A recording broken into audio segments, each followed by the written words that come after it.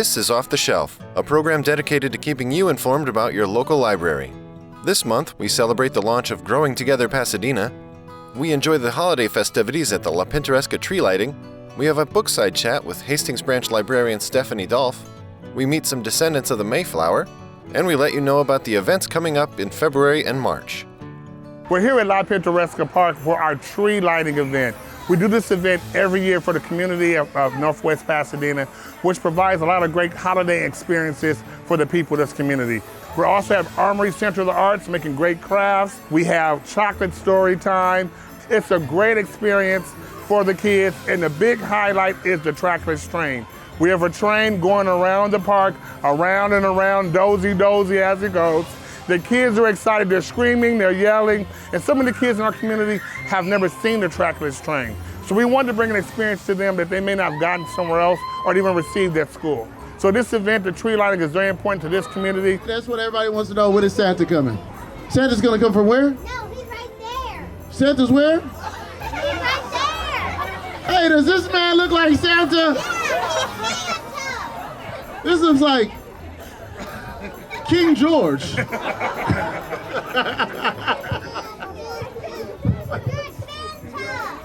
So, I'm gonna ask a couple kids to come up, like 4, and you guys are gonna sing a song with me. Jingle bell, jingle bell rock. Jingle bell swing and jingle bell ring. Snowing and blowing, the rinses are fun. It's time.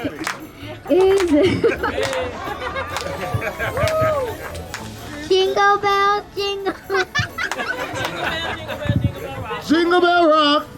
All right, so now that we've rocked around the clock, we are gonna light this beautiful tree.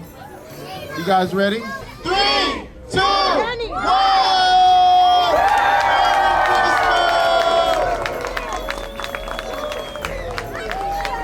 I have a man who's going to bring us some special gifts, and his name is Santa Claus! Make some noise for Santa! Whoa! Oh my gosh! Oh my gosh! This has been a tradition that I've been a part of for the past 6 years, and it's just been amazing to see how many young people are coming, how many families are bringing their children, and how excited people are about our holiday season.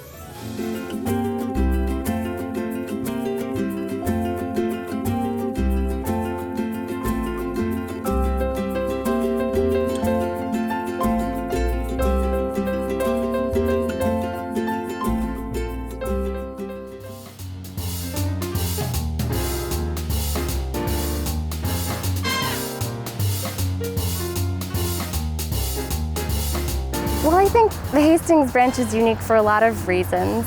We have a really great community here. We have a lot of really active families who come to all of our programs. We have really creative staff here. I think our branch manager, Diane Walker, is part of what makes this branch so great. She's so supportive, and she's been absolutely wonderful to work for, and really pushed me to try new things and explore all of the programs that I would like to.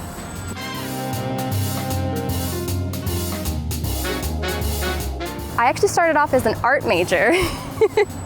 I think a lot of people find different paths to libraries, but as soon as I started researching master's programs after college, I kind of realized that libraries just seemed like the perfect fit for me. I love books, I love working with people, I love kids. It just seemed like the absolute perfect fit and a great way to use my creativity and my love of reading.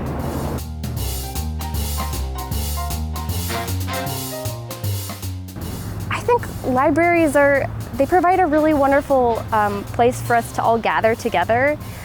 We get to meet people, and you don't have to buy anything when you're here, which I think is so important. And we offer a lot of free services that other people would not have access to. Like one thing I do, for example, is I teach sewing classes here. So I do that every month, and I've been able to bring something that I really care about and teach a skill to the community.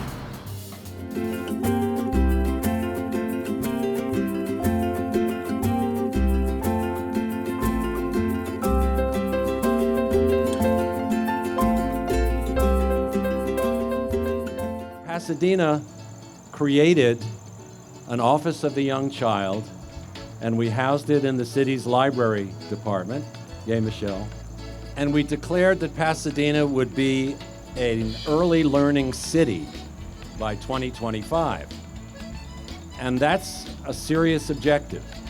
And when the early results started to come in terms of testing of children going into kindergarten and showed that the results were not as promising as we would have liked, we concluded, along with our private sector and volunteer partners, that we were going to have to move aggressively and open these neighborhood centers that we're celebrating today. Our Altadena Library and the Branch Library, which is the Bob Lucas branch, these are very important places for our community. We meet there when we need to meet one another. We make plans for our future. We read, we learn, and we create in these two locations. This network of neighborhood-based centers will be a place where children and parents can go to learn, play, and grow. It is a pleasure to be here today, and I know that many families, including myself, were very excited to take advantage of this program as soon as it launched. I want to thank all of you for having the guts and the fortitude and the drive to make a difference for children who we know are disadvantaged and not prepared to compete and be contributing and successful members of our community. My daughter spends, I would say, well, for the first 3 years of her life, she spent 5 days, just about five days a week at about 45 minutes a day in this library, being read to by volunteers, by organizations that care about this community. Growing Together Pasadena started as a small group of service providers and child parents and caregivers, as well as other members of the community that were really interested in early childhood development. In 2 years of planning, we've really grown into Growing Together Pasadena, and we are now 7 sites strong of Growing Together Pasadena with over 10 collaborating agencies. Our sites are the Altadena Library District, Families Forward Learning Center, the Chapcare Lincoln Campus, Pacific Clinic's Early Head Start, the Sierra Madre Public Library, and the Villa Park Community Center. Families Forward Learning Center, better known as Mother's Club, is very proud to be a Growing Together site. This really gives us an opportunity to be a catalyst through which we will deepen the relationships and the services that we provide, not just to our enrolled families, but to the entire community. The most impactful support thus far has been the therapy my son has received. When my son Atticus began preschool, I knew he had some anxiety. Within the first few months of school, we were offered speech therapy since my son's words were incoherent. Soon thereafter, Paula, the Families Forward Family Engagement Specialist, also met with me to offer us any additional services that we might need. Through the continuous support from therapy, Families Forward Education Director, and teachers, we were able to end the school year with less than 10 instances. His successful transition to kindergarten is because of what he was able to learn with the services he received at Families Forward. We were just driving by, actually. We didn't know what was going on. We just had dinner, and we saw that there's some festivities going on and a lot of really cool stuff for the kids. I got a 5-year-old, and she loves arts and crafts. There's a lot of that here for them. Really positive environment. There's a lot of really good resources for the community. This is my first time coming to an event like this, and for me it's really useful because it gives me a way of, I didn't know that we had all these resources here available in Pasadena, the sheer variety and amount of resources that are available, and to have them all in one place is really great. And then at the same time, all the stuff that's going on for the kids is really good too, so I could bring my little one here and, kind of not just dragging him from table to table, but also, get a chance to do all the little activities that he's interested in at the same time. So it's pretty cool to see it all in one place and all together like this.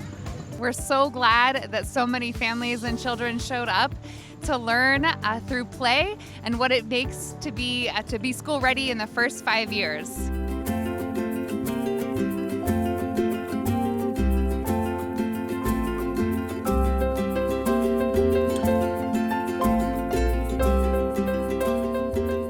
We're here at the Pasadena Hastings Branch Library, and we're commemorating the 400th anniversary of the voyage of the Mayflower. It was a cargo ship. It wasn't meant to bring passengers. The headroom was like 5 feet. They lived down there for 66 days while they were coming across on the Atlantic Ocean. Of the 102 passengers that came over on the Mayflower, half of them perished that first hard winter. So there was only 51 left to start the Plymouth colony. When they arrived, the Wampanoags were really who saved the Pilgrims' lives that first winter, because they taught them how to fish and to find food in the forest, and they brought them food, and in exchange they protected the Wampanoags from the other tribes in the area. I am a descendant of 10 people who came across on the Mayflower. It's estimated that there are 32 to 38 million descendants today from those 51 surviving passengers. The Mayflower is important because it was the first ship that brought families to the New World, and they came to stay and to build a life here. We're going to be talking about the kind of clothing that the Pilgrims wore in 1620. The misconception about Pilgrim clothing started during the Victorian era.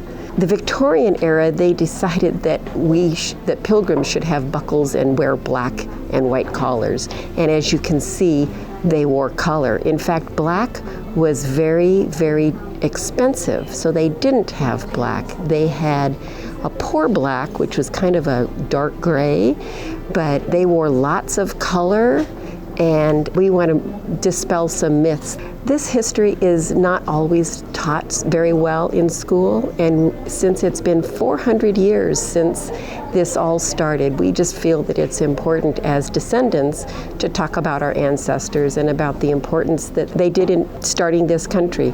Within 2 days after coming to the shores in Cape Cod, they wrote a document called the Mayflower Compact. And it was the first document of self-governing, and it is the inspiration for our U.S. Constitution. They had a 71-year treaty with the Wampanoags. And that treaty, they shared in that first Thanksgiving. The Wampanoags brought venison and deer, not the pumpkin pie and dressing and the turkey that we're used to. It was like a 3-day festival that they enjoyed sharing food together. I am actually the float chair for the Mayflower Voyage of Hope 1620 that was in the 2020 Rose Parade, and I rode on the float, and it was just a marvelous experience. Going down Colorado Boulevard to all of the fans and the spectators was just a thrill of a lifetime.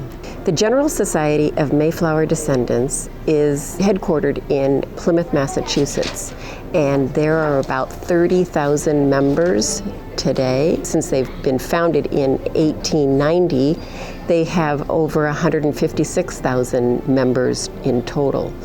And it is hoped that by educating the communities about the Mayflower, and for them to perhaps find their own lineage back to a Mayflower ancestor, that we will gain more members for the society. We've just started a new colony here in the Pasadena area, the Foothill Colony, and it's a brand new colony and has only about 25 members, but we're happy to have anyone join us that would like to. Here's what's happening at your Pasadena Public Library. The 2020 census is here, and we need you to help us count everyone who lives at your address as of April 1st, 2020. Your responses are used to determine who federal funding is distributed to locally, redraw legislative districts, and determine the number of seats your state has in the U.S. House of Representatives. Your responses to the 2020 census are safe, secure, and protected by federal law and can only be used to produce statistics. Every household in America will receive a notice to complete the census online by phone or by mail. If you have any questions about the census, please call Ruben Martinez at 626-744-7902 or visit cityofpasadena.net/census. Responding to the 2020 census is a chance to shape your future and the future of our community, state, and country. No need to wait until Election Day. Drop your vote by mail ballot at Pasadena Public Library. Pasadenans can vote by mail February 3rd to March 3rd during California's 2020 presidential primary election. Participating branches include Central, Hastings, Hill Avenue, La Pintoresca, Linda Vista, and San Rafael. February is Black History Month. Celebrate at the Pasadena Public Library with art exhibits, discussions, concerts, and storytelling. The Black History Festival will be held on February 29th in the Donald Wright Auditorium at the Central Library. Join us for our One City, One Story event on March 5th at 7 p.m. at the Central Library. Pasadena Public Library Director Michelle Pereira welcomes author Laura Prescott to discuss her book, The Secrets We Kept. A question and answer session with the audience will follow. Prescott's book will be available for sale and signing following the program. No tickets are required. Stop by the Central Library on March 13th from 6 to 10 p.m. for Art Night. Celebrate women and their accomplishments throughout history, especially winning the right to vote 100 years ago, with theatrical performances, music, author presentations, poets, and crafts.